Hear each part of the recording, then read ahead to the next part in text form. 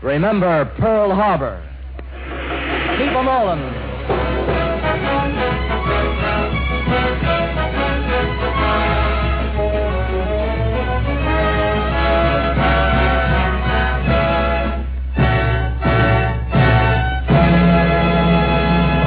The War Production Board, in cooperation with WOR Mutual, presents the 27th in this weekly series of programs of entertainment and information about America's United War effort. Your master of ceremonies is the crack American foreign correspondent, well known and loved not only in the United States, but also in England, where he returns next week. Ladies and gentlemen, Quentin Reynolds.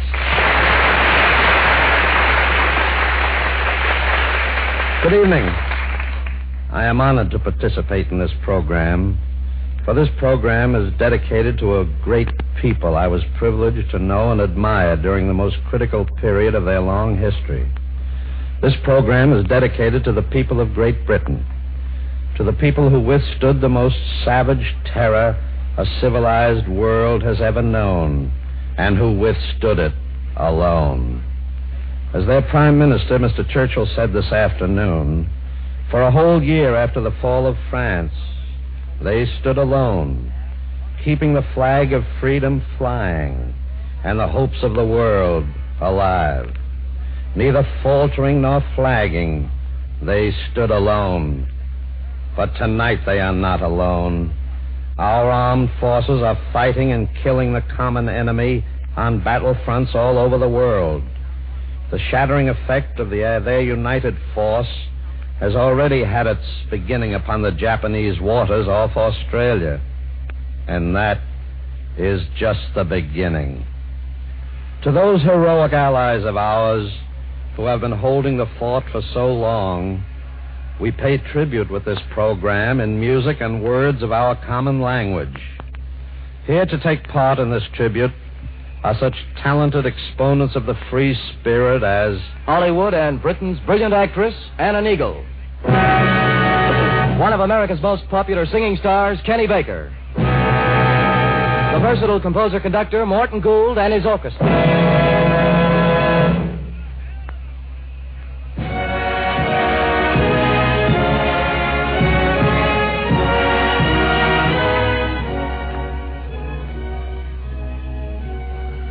Now the armed forces of Great Britain are no longer alone, nor are the determined men and women who are night and day pouring sweat into planes, guns, and tanks any longer alone. Working with them, feverishly racing against time, are men and women in factories all over the United States. Hands across the sea? Yes, hands covered with sweat, grease, and oil to smother the Axis. Brains across the sea, too. Brains like those of the two expert leaders of war production for both countries. Our own chairman of the War Production Board, Donald M. Nelson, and the recently appointed Minister of Production for Great Britain, Captain Oliver Littleton, each of whom are directly responsible to the heads of their respective governments. It was just 3 months ago that I saw Captain Littleton in Cairo. Only yesterday, I chatted with Don Nelson in Washington. Tonight, the medium of radio makes it possible for me to have the honor of introducing these two old friends to each other for the first time. From the night shift in America to the early morning shift in England. Ladies and gentlemen, Captain Oliver Littleton, speaking from the British Broadcasting Corporation in London, and Mr. Donald M. Nelson from Washington.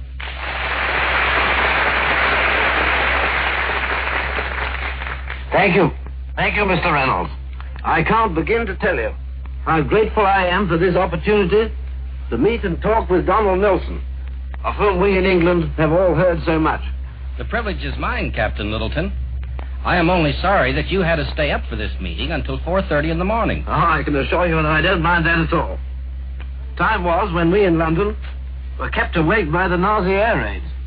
But I'm happy to say that it has been many months since that happened. I guess it's the Nazis who are staying up these nights. Eh, Captain?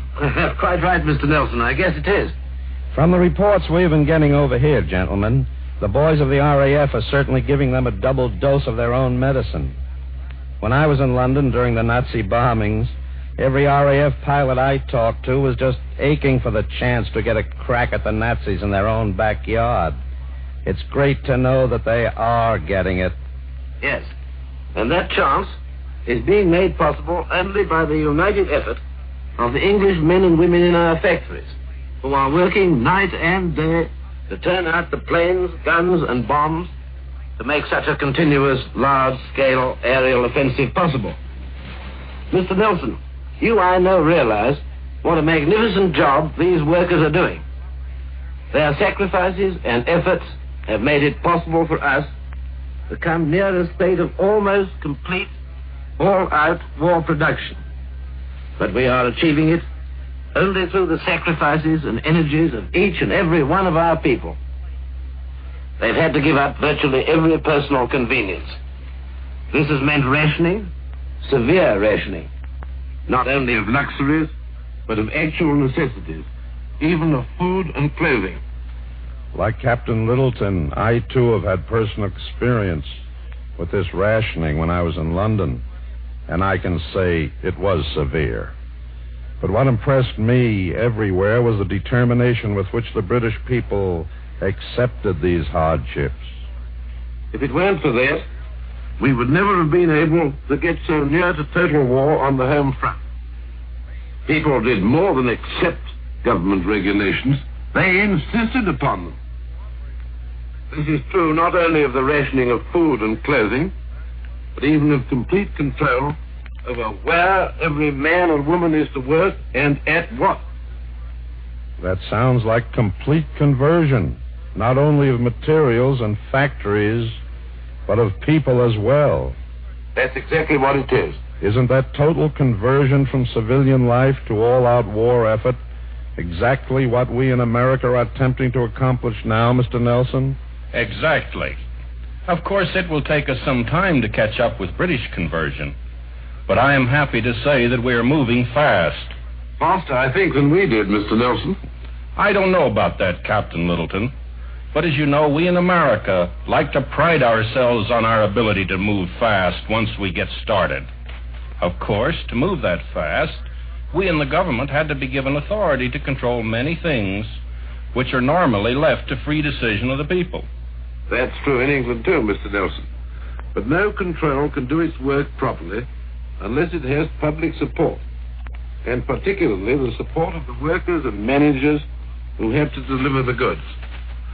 By getting together in a common zeal to solve production problems on the factory floor, they can do more to increase production than any government regulations. That's exactly what I believe, Captain Littleton. My department may be able to make plans, but it's the zeal of the men in our factories, owners, managers, and workers alike, which turns out those plans into hard-hitting facts like ships and tanks, guns and airplanes. Sorry to interrupt, gentlemen, but our time is getting short, and there's one question I'd like to ask.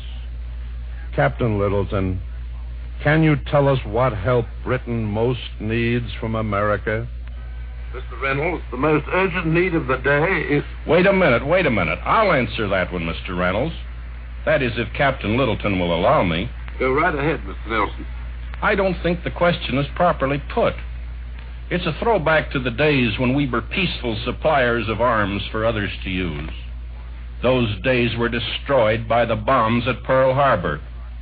We are no longer merely a friendly source of what we think we can spare or can make without too much trouble. We are united with other nations in a common cause. With them we have pooled our resources, pooled our manpower, pooled our arms. Captain Littleton will agree, I know, that we both expect the same of each other, that we pledge our sacred honor to contribute our utmost to victory. And Captain Littleton, you can be assured that we in America know the size of the task we have set ourselves to, and that we will not falter until it is done. And you, Mr. Nelson, can be equally assured that we in Britain will work with you, will withhold no shred of our efforts shirk no hardships, will not cease until in a common victory we regain the chance for men of goodwill to build a world of freedom. I believe, Captain Littleton and Mr. Nelson, that the spirit both you gentlemen have just expressed was summed up best by our president in these words: every single man, woman, and child is a partner in the most tremendous undertaking of our American history. That is obviously true of your British history as well. Thank you, gentlemen, and good night.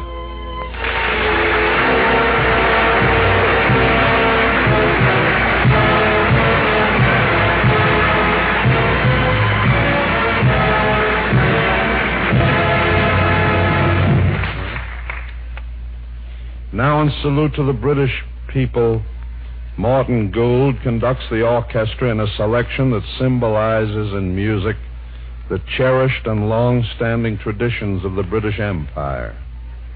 Pomp and Circumstance.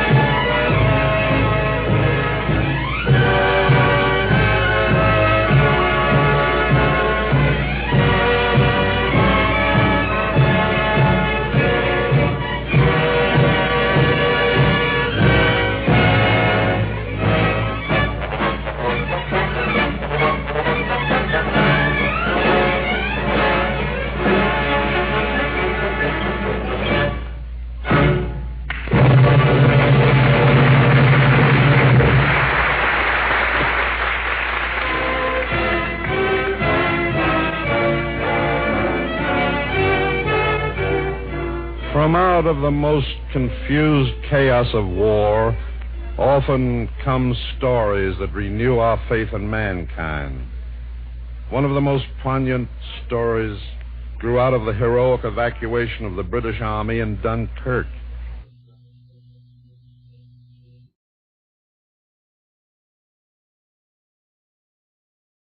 Action with the Ferry Command of the Royal Air Force. Ladies and gentlemen, the Snow Goose.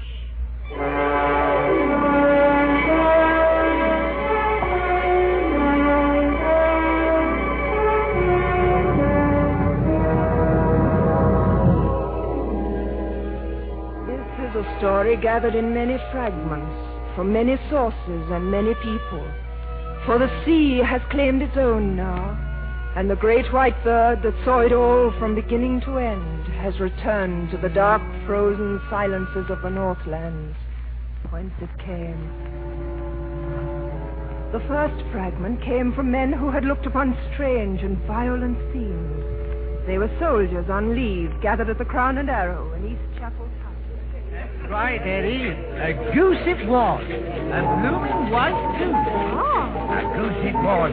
Come flying out of the stink and smoke of Dunkirk. All white, with black on his wings. The minute I sees it, we're done for, I allers.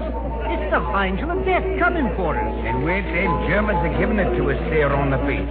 We're getting peppered with machine gun bullets when out comes that goose. Yeah, and a minute later, around the bend comes that little sailboat with that good little chap in it. What little chap? Him with the hunchback and the left hand like a bloomin' bird claw. Him what saved us. Took us off that boiling beach, he did. And all the time, that big white goose circling and circling like a bloomin' dive bomber. Never did find out what became of the little chap, though. He was a good man, he was. Aye. God.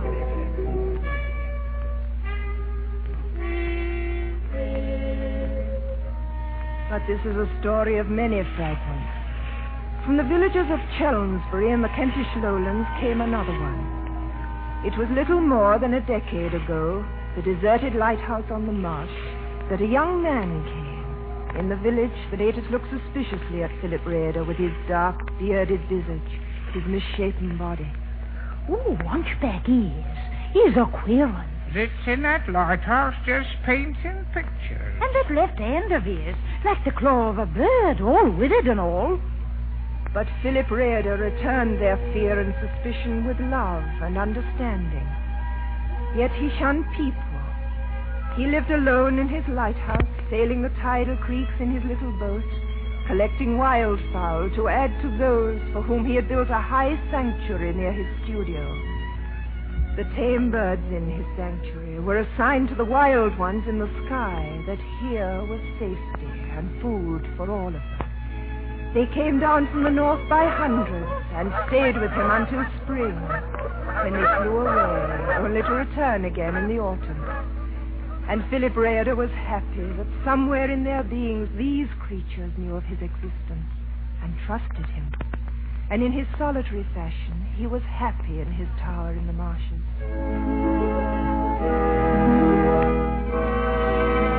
One day, as he painted in his studio, a timid knock came at the door. Philip put down his brush and palette and opened the door. A little girl stood poised in the doorway. Her eyes were violet beneath her fair, wind-tossed hair. She was a child, not yet in her teens, slender, timid as a bird, eerily beautiful as a marsh fairy, and afraid. But even greater than her desperate fear of this ugly, storied man was her pity for the creature she bore in her arms. This bird, sir, I found it. It's hurted. Yes, I see. Well, come in. He put the large white bird on the table and spread one of the immense black-tipped wings. Child, where did you find this bird? In the marsh, sir. A hunter shot at it. What is it? Why, it's a snow goose from Canada. How came it here? Can they heal it? Oh, why, yes, little girl, I think so. And you shall help me. They bandaged and splintered the wounded bird, and the little girl became fascinated and forgot her terror. See, she must have been caught up in a great storm and carried across the ocean from Canada, only to be shot by some hunter as she settled to earth to rest on our marsh. A bitter reception for a visiting princess, eh? Well, we'll call her the Lost Princess. The Lost Princess? Yes. There now. In a few days she'll be much better. Here, see how she nibbles at this grain. Oh, yes. And how she opens her round yellow eyes. I must go home now. Wait. Won't you tell me your name? Fritha? Fritha. And where do you live? With the fisher folk in Wickledrop. And now I go. You'll come back to see how the Lost Princess is doing, won't you? I'll come back. Goodbye.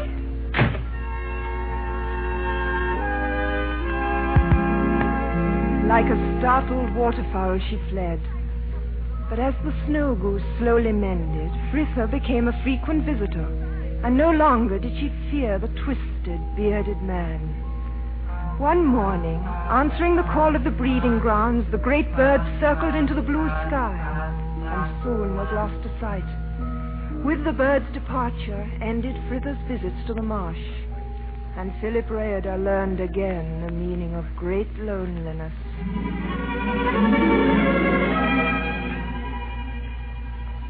That summer, out of his memory, he painted a picture of a slender, elfin child, with her fair hair blowing in the wind and bearing in her arms a white bird that was wounded. The years passed, and every autumn the Snow Goose returned, and with her came Fritha. Outside, the world boiled and seethed, and legions armed themselves for the war that was to come. But the lighthouse was a world apart for Fritha and Philip. She sailed, cooked for him at times, even learned to mix his paints. One year, when the Snow Goose returned and Fritha came back, it was with a shock Philip realized that Fritha was a child no longer. That autumn, the bombers roared over the channel, frightening all the birds. Even the Snow Goose took to the air. Once, twice, thrice the Snow Goose circled the lighthouse, then dropped back to the earth and quietly began to feed. Philip, ain't she going like the rest? No, Fritha. She's staying. She'll never go away again. This is her home now, of her own free will. Suddenly, Fritha was frightened. She read the longing and the loneliness and the deep, dwelling, unspoken things that lay behind his eyes as he looked at her. I must go now. I be glad the princess will stay. You'll not be so alone now. Goodbye. Swiftly she turned and fled down the sea wall. Fritha! May was at an end when she came back. It was evening, and Philip was on his little wharf, piling things into his boat: water, food, brandy, an extra sail. Philip, wait! Philip, where be you going? 100 miles across the channel. Why? A British army is trapped there on the sands, and Dunkirk is in flames. We must take them off the beach to England. Must he go? Oh, Fritha, they're like huddled birds, like the hunted birds we used to bring to safety. Over them fly the steel hawks and falcons, and there's no shelter from the death they rain on our land. They need my help. It's something I can do.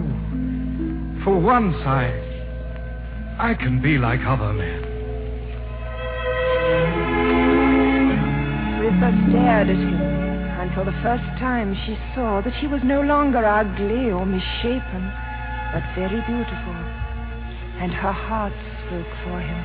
Then I'll come with thee. No. Your face would cause a soldier to be left behind, and another, and another. No, I go alone, Fritha. Goodbye. Goodbye, Philip. God speed you. And as she watched the sail gliding down the estuary, a rush of wings came beating out of the darkness. It was the Snow Goose, finding the white sail in the gloom, and slowly circling over it until they were both lost to Fritha's view. Watch over him, lost princess. Watch over him. She turned and walked back to the empty lighthouse, and it was her turn now to know the meaning of loneliness. A story of many fragments from many lips. Another comes from an officers' club, where a captain told of Dunkirk and his experiences there. A wild goose, did you say? No, but I saw a tame one. I was piloting a tug pulling a string of barges loaded with soldiers when we spotted this derelict small boat. There was a bird perched on a rail. We changed our course hard over and had a look. Face down on the bottom was a chap, badly machine-gunned. Quite dead, yes. When I tried to reach over, that bird hissed at me and beat its wings at me. Then all at once, young Kettering gives a hail, and there to starboard is a big German mine. If it hadn't been for that goose, we'd have kept our course and hit it head on. We blew it up with a rifle shot. When we looked again, the derelict was gone, sunk. And there was that bird circling 3 times like a plane, saluting, and then off to the west. That's all. Odd, you know, that you should mention a goose. The goose came dropping out of the eastern sky. But long before then, Frissa knew that Philip would never return. It was when the bird returned that the overwhelming truth of her love broke forth from within her. Philip! Philip! I love you, Philip. Wild spirit called to wild spirit, and in the beating of the great white wings, she listened to Philip's voice. Frissa, goodbye. Goodbye, my love. Goodbye. Goodbye. Philip!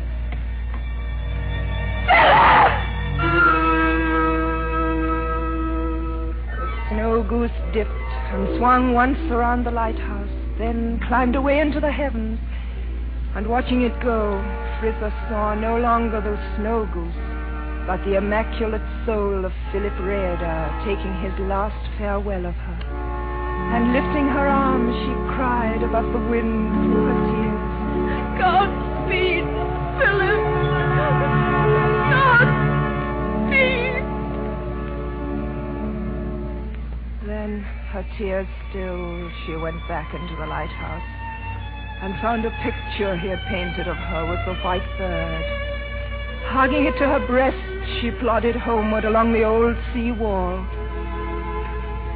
Each evening she came back to stand upon the wall, and no one came. Except one dawn, a German pilot let loose his bomb. That evening when Frissa came, the sea had claimed its own. The sea has claimed its own, and the great white bird that saw it all from beginning to end has returned to the frozen silences of the Northland, whence it came.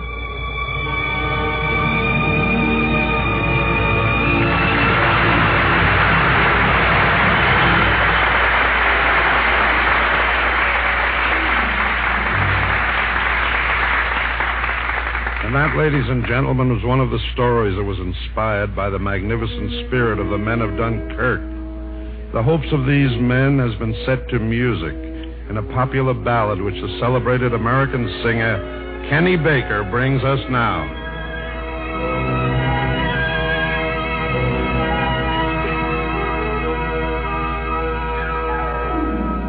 I'll never forget the people I've met braving those angry skies.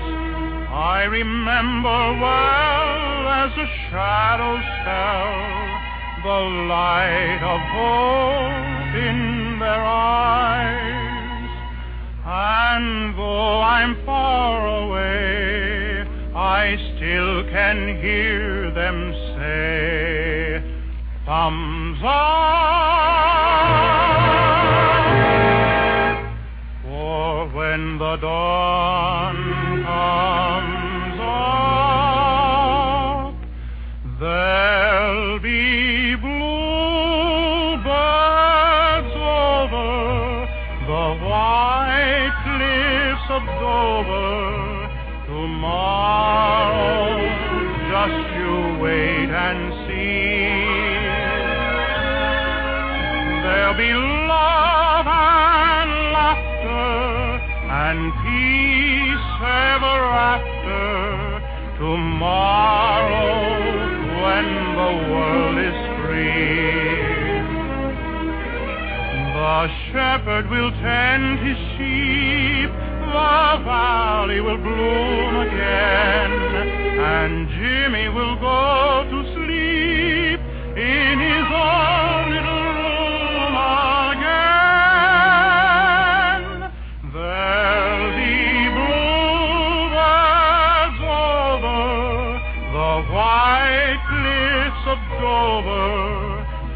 tomorrow. Just you wait and see.